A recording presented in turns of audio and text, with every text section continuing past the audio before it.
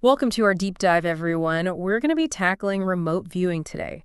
You've given us a really interesting mix of stuff to work with. Yeah, looks like we've got a YouTube interview with Prudence Calabrese. Who also goes by Birdie, by the way. Right, Birdie. And then some intense technical manuals about various remote viewing methods. Including her own, this transdimensional mapping. It's a Yeah. lot to unpack. Yeah, so. But you're looking for us to cover, like, what are the basics? Mhm. And then how does Prudence Calabrese or Birdie's approach differ from the more traditional methods? Okay, sounds good.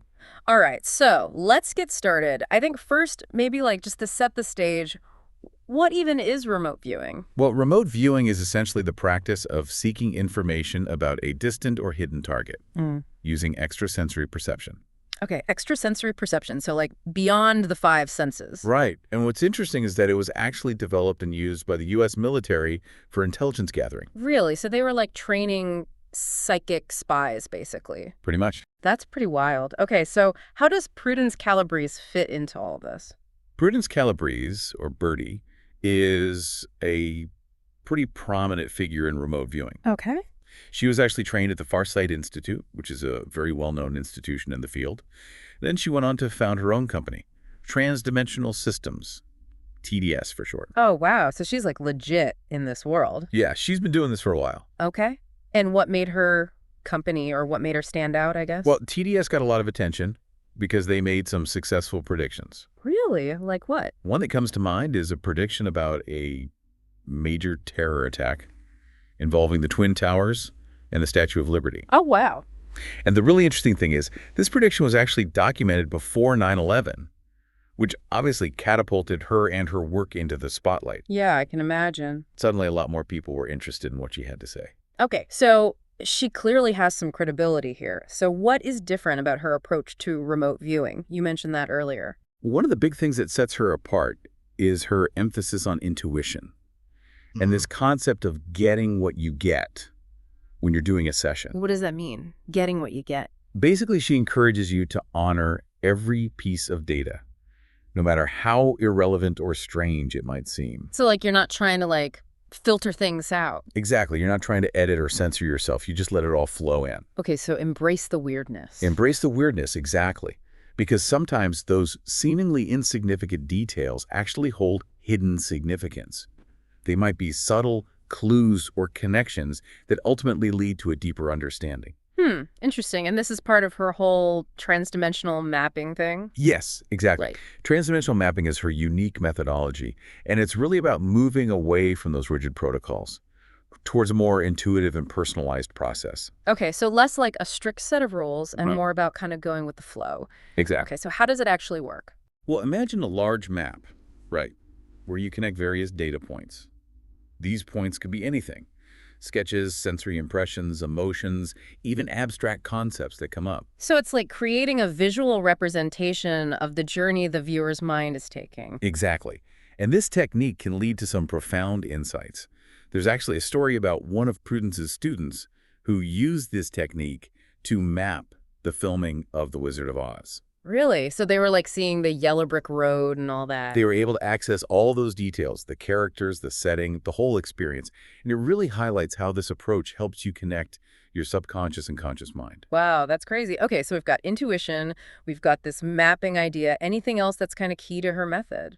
Yeah, she also really emphasizes the importance of incorporating your body, your physical sensations, your movements into the practice. Oh, interesting. So it's not just a mental exercise. Right. It's about integrating the mind and the body. She believes the body holds valuable data that can enhance the experience. So you're encouraged to pay attention to any physical sensations that arise. Fascinating. It's like a much more holistic approach, tapping into all aspects of being. Exactly. Okay, so that's her method. It's pretty unique. But her story takes a bit of a dark turn, right? Yeah, unfortunately, despite all her success, she faced significant harassment to the point where she actually had to withdraw from public life. Wow, really? What happened? It seems that her unconventional methods and her exploration of controversial topics, particularly her interest in extraterrestrial contact, attracted some unwanted attention. Okay. And that led to stalking, threats, even her family being targeted. So she decided to shut down TDS for their safety. Wow, that's terrifying. Do we know who was behind it? Unfortunately, no. The perpetrators and their motivations remain a mystery. It's such a shame that her work was derailed in such a scary way. So what happened to her after that? After she shut down TDS? Well, she had a pretty diverse range of experiences. She worked as an Avon lady, a beekeeper, even became a digital forensics expert. It seems like she really reinvented herself after that experience. Wow, that's quite a journey. It's amazing how she adapted. But it doesn't end there, right? This is where things get really strange. Yeah, this is where things take a very interesting turn. Because after all of that, she writes about encountering a gray alien in her bathroom in her book Intentions. She does. And she doesn't just present it as like a vision or a dream. She really emphasizes the physicality of these encounters. Like what? She talks about the alien leaving footprints on her bath mat. Footprints. Okay, that's a whole other level of weird. Can you tell me more about these encounters? What happened? Well, she describes the alien in detail, its appearance. She talks about how it communicated with her telepathically through what she calls thought balls. And she admits that initially she was terrified. Telepathic thought ball. Yeah, it's a pretty wild story. It is a wild story. So after those encounters, you'd think she'd want to steer clear of anything remotely related to remote viewing. You'd think so, right? But she actually goes back to it, right? Yes, she does. After years of absence, she decides to return to the field. Really? Why? It seems her main motivation is to share her knowledge and help others develop their intuitive abilities. Okay, so it's less about fame or fortune and more about empowering others. Exactly. That's pretty inspiring, actually. Okay, so we've got all these different approaches represented in the materials you've brought. We've got her approach, which is very unique, and then we've got, the traditional approaches as well. Yeah, we have the more traditional structured methods outlined in those manuals. Right. And then you have Prudence's more creative, intuitive approach. So it's not a one-size-fits-all kind of thing? Not at all. It's about finding the style that resonates best with each individual. And there's no right or wrong way, really. Some people might thrive in a structured environment. Like following a recipe. Yeah, exactly, like following a recipe. Yeah. But others might prefer the freedom and flexibility of Birdie's approach. Okay, that makes sense. Like jazz improvisation. Yeah, I get it. And what's interesting is that both approaches, even the highly structured ones, acknowledge the importance of intuition. They just incorporate it in different ways. Okay, that's helpful. So it's really about finding what works best for you. All right, so I think we have a pretty good overview of what remote viewing is. Yeah, and Prudence's story. Her unique approach and kind of the different flavors out there. But before we get into the nitty-gritty of those manuals, I want to hear more about her transdimensional mapping. Okay. Like those ideograms, the probing, the sensory impressions. It all sounds so fascinating. Can we start with those ideograms? What exactly are they? Ideograms are basically quick, intuitive doodles that you create at the beginning of a session. So it's kind of like automatic drawing, letting your subconscious lead the way. Yeah, exactly. It's almost like a subconscious sketch that emerges before your conscious mind can interfere. And what's fascinating is that these ideograms often resemble shapes or patterns related to the target, even though the viewer has no idea what the target is yet. It's like a visual echo of the target coming from your subconscious. That's crazy. It is pretty wild. And then there's the probing aspect, which gets even more interesting. So you literally poke or press into the ideogram on the paper. Wait, you physically interact with the drawing? You do. The idea is that the physical sensation of probing the ideogram can reveal more information about the target. It might feel soft or hard, smooth or rough, warm or cold. Wow, so you're using touch to get information. It's like bridging the gap between the physical and the psychic. Exactly. And Birdie encourages you to use both your dominant and non-dominant hands during this process. Why is that? She believes it helps to balance brain activity and enhance intuition. Okay, so it's like art therapy meets psychic exploration, and what happens after this probing? Then you move on to gathering sensory impressions. This is where it becomes truly multisensory. You explore sight, sound, smell, taste, even touch as you delve deeper into the target. So it's a much more immersive experience than I initially imagined. Exactly. And Birdie, again, emphasizes physicality. It's not just sitting at a desk. You might find yourself reaching out, touching, even moving your body. It's like interacting with an invisible world, guided by intuition and your physical senses. That's a beautiful way to put it. Yeah. It's a dance between the conscious and subconscious minds, guided by physical sensation. This is making more sense now, but how do you actually use all this to get information about the target? Can you give an example? Sure. A typical transdimensional mapping session is broken down into scans. Yeah. You delve deeper with each scan. Oh, so it's a layered process, peeling back the layers of an onion. Exactly. And each scan involves creating a new ideogram, probing it, gathering sensory impressions, and then making a quick sketch. So you're exploring the target from different angles using different senses each time. Precisely. And this repetition helps to build a more complete and accurate picture.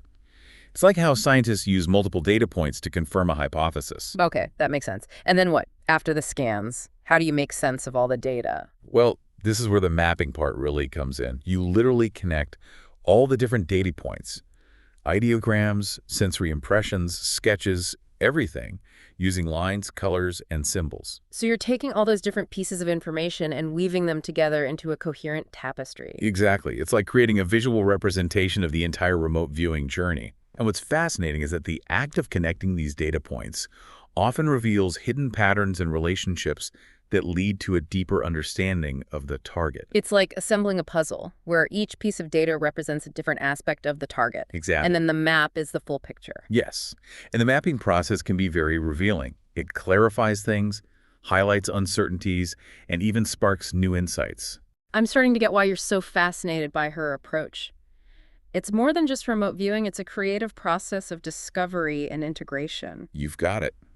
It's about engaging both sides of your mind, the analytical and the intuitive, the physical and the mental, all working together. Wow.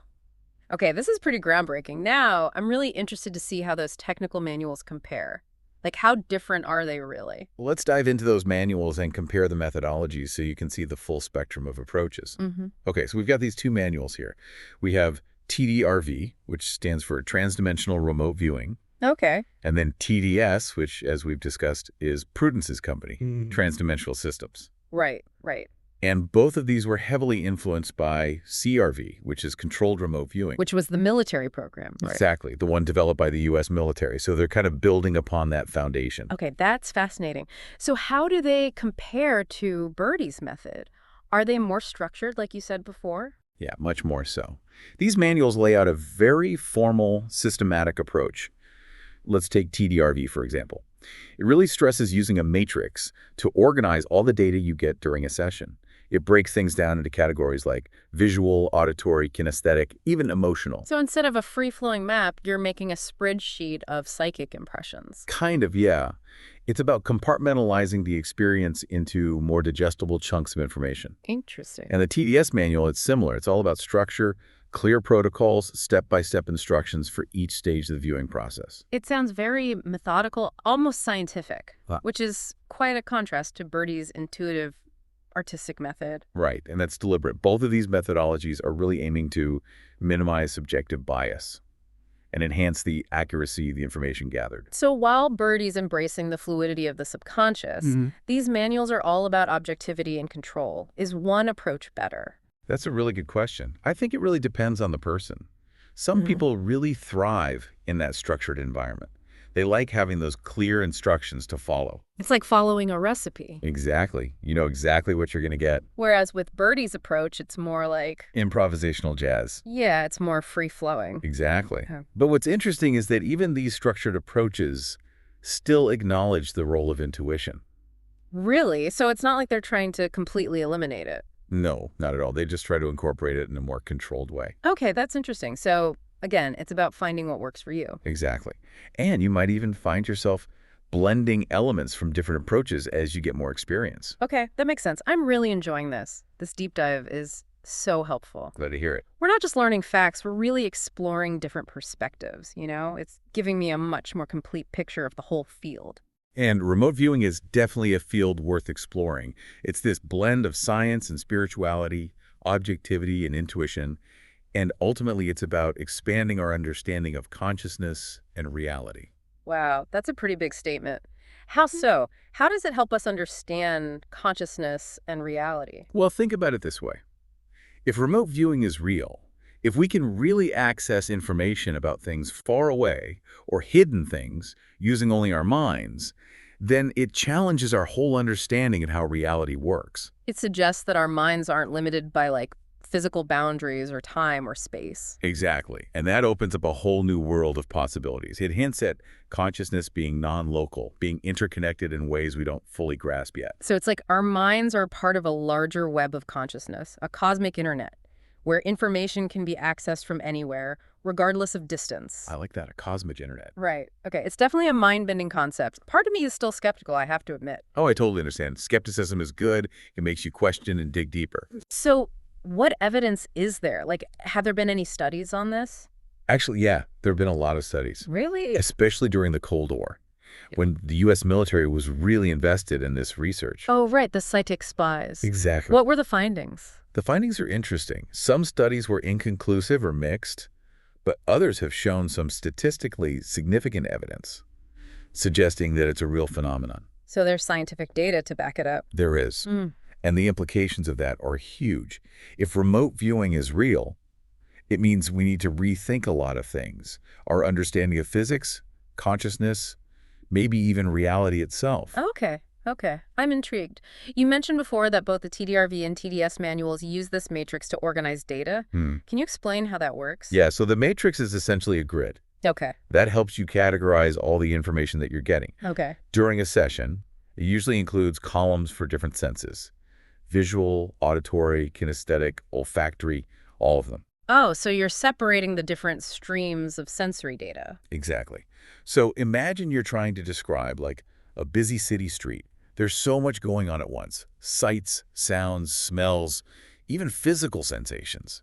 It can be overwhelming to process all of that at the same time. Right, right. So the matrix helps you break it down, so you can focus on each sense individually and describe the scene more accurately. Okay, so it's about organizing the chaos. Exactly.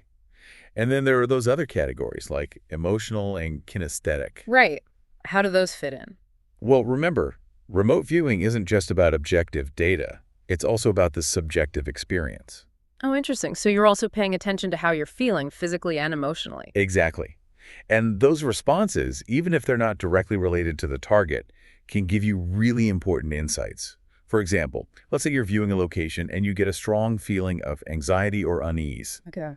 Even if you can't explain why, it might be a sign that there's something dangerous or unsettling about that place. Interesting. So those feelings are data points too. They are. And the matrix helps you capture all of that. So you have this multidimensional map of the target. Okay, I like that. It's more than just a visual, it's a whole experience. Exactly. This is all making so much more sense now. Good. What about those specific techniques they describe in the manuals? Any that stand out to you? Oh, yeah, there are a few that are really interesting. The TDRV manual talks about this thing called data streaming, Data streaming. where you basically allow the information to flow through you without trying to control it. Oh, wow. So it's like a psychic download. Pretty much. You're quieting your mind, letting go of control, and accessing a deeper level of knowing. It almost sounds like channeling. Yeah, there are definitely similarities there. The TDRV manual also describes a technique called working a descriptor. What's that? So let's say you're viewing a house and you get a really strong impression of a red door.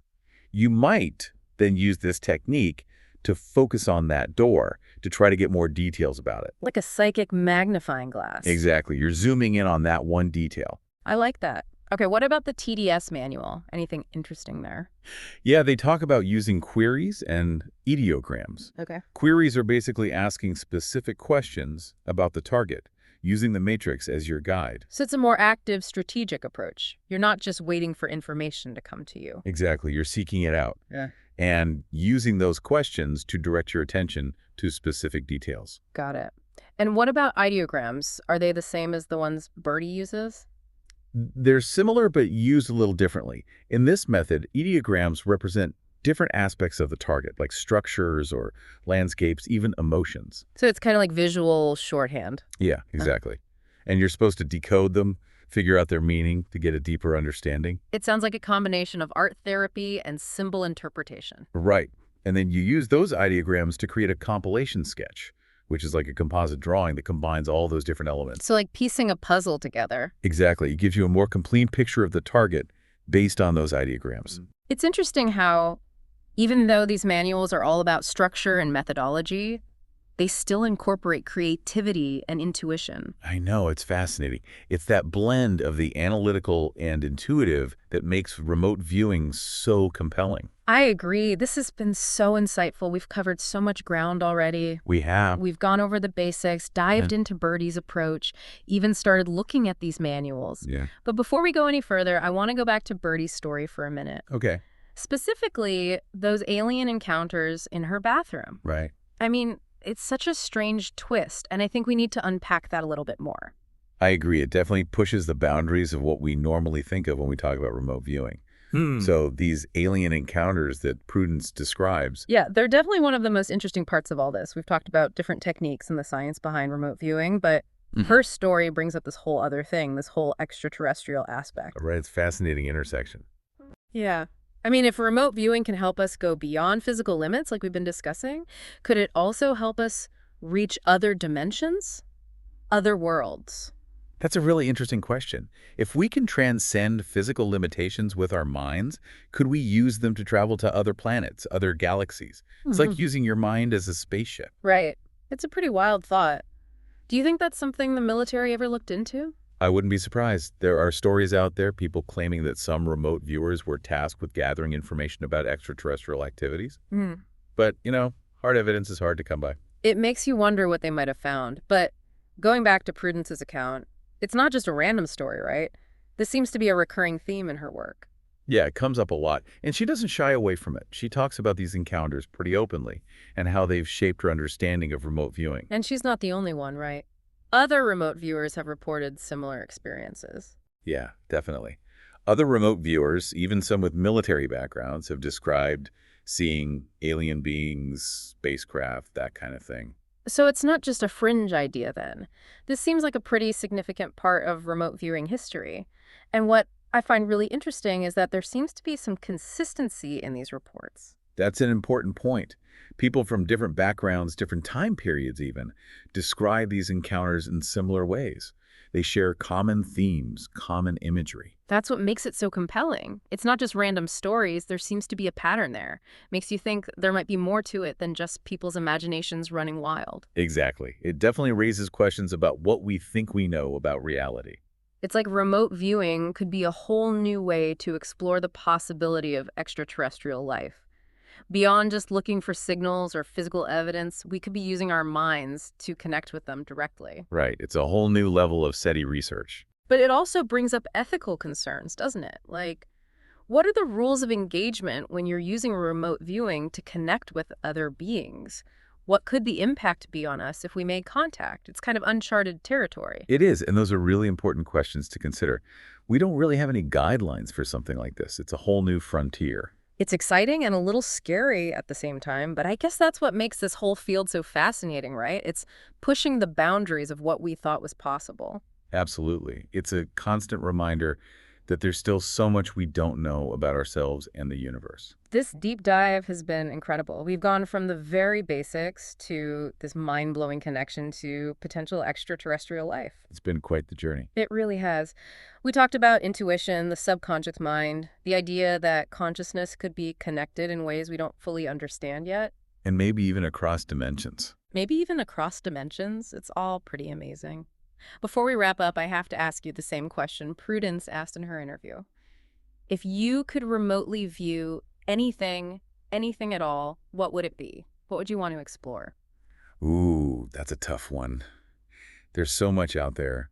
I think I'd want to explore the origins of consciousness, to see that initial spark of awareness in the universe. Wow, that's a great choice. Getting to the very heart of existence itself. Who knows what you might discover? Right. The journey is just as important as the destination. Absolutely. And on that note, we'll leave our listeners with that question to ponder. What would you remotely view? What secrets would you unlock? There's a whole universe of possibilities out there. Thanks for joining us for this deep dive into the fascinating world of remote viewing. We hope you'll continue to explore this incredible field. And don't forget to check the episode description for more information about Prudence Calabrese and transdimensional mapping. Keep an open mind, trust your intuition, and never stop exploring.